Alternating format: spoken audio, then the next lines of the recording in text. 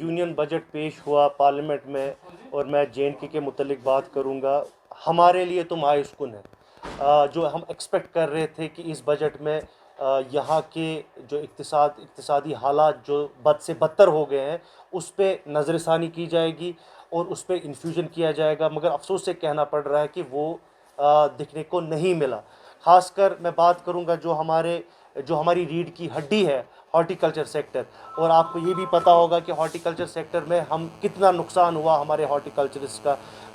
एक तो हम 2 लॉकडाउन से गुजर के निकले। पहला तो जब 2019 में जब आर्टिकल 370 एब्रोगेट हुआ और अनकॉन्स्टिट्यूशनली एब्रोगेट हुआ, उसके बाद 1 साल तक हमारा प्रोड्यूस नहीं जा पाया बाहर, वो सारा सड़ गया।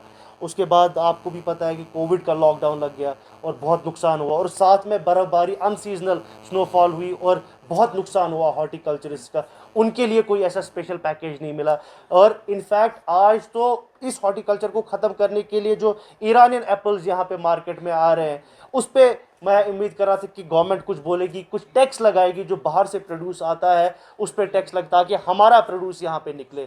तो ओवरऑल मायूसकुन है। हमारे आर्टिजन्स जो बेचारे इस टाइम पे सड़क पे पड़े हुए हैं, उनके बारे में कोई पैकेज नहीं आया। खासकर मैं आपको बात करूं, आपने रिपोर्ट किया जो हाईएस्ट अनएम्प्लॉयमेंट रेट पूरी कंट्री में जे में 22.6% थी, उसको एड्रेस करने के लिए कोई बात नहीं की गई।